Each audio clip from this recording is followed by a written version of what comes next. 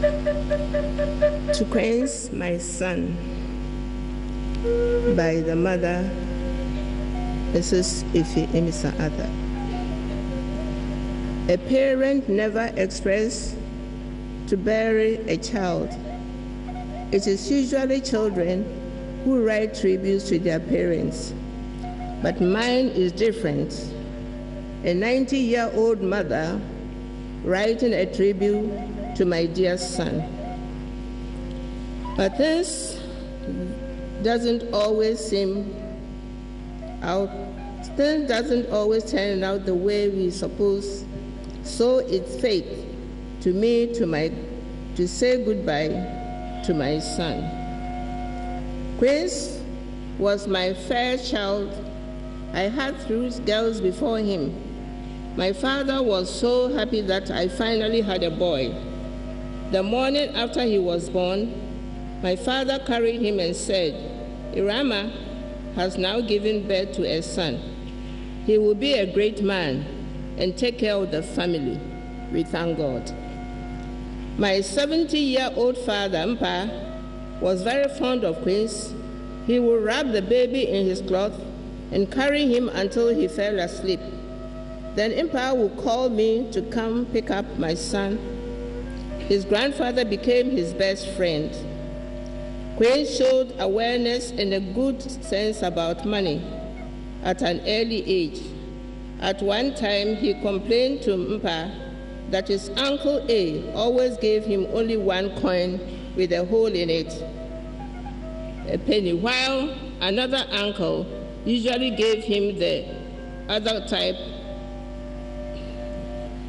light type of shilling. Mpa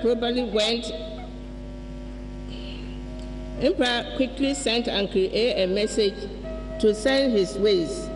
The next time Uncle A came by, he had a shilling for Quince, who ran to show it to his grandpa.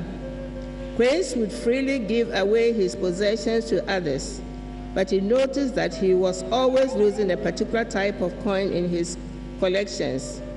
He discovered the culprit was a young boy who lived with us. When he was about 3 years old, a family friend made him a khaki school uniform. Quince would wear his school attire all day, and you dare not take it off. He loved to go to school. Quince was intelligent and perspective. After his baby sister was born, he complained to Mpa that I always took her with me and left him, the man, at home. At 4 years old, he considered himself the man of the house. My father was simply delighted to hear his sentiment from his grandson. I complained to my son that the baby would take care of herself, yet promised to bring him toffee whenever I returned. That placated him. He was exceptionally observant. Returning from school one day, he stared at the ground and asked, "Who came here?" I told him one of his uncles had visited. He was about 7 years old at that time. "Aha," he said, "these ties marks are not the same as Daddy's ties." As soon as my husband came home, I asked him if the marks were different on different ties. He confirmed Quince was right. He could tell who came to the house by the tie marks on the ground. Quince was thoughtful, considerate, and dependable throughout his life. He was conscientious about his duties. We never had to worry about him getting into trouble. He never gave on us any kind of trouble, in or out of school. He did his work at home along with his brother and sisters. Whatever it was, washing clothes or scrubbing floors, if there was work to be done, he got it done. He didn't complain. My father's sentiment proved to be prophetic. Quince grew up to be a good person. He took on a great deal of responsibility. He was a man who took care of his parents and family. It didn't matter to whom, which side of the family anyone came from. his father's side or his mother's side.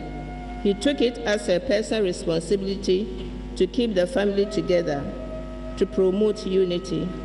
He did not like conflict. If anyone failed to fulfill an obligation, he stepped up quickly to address the situation. I'm proud of the way he conducted himself with dignity at all times.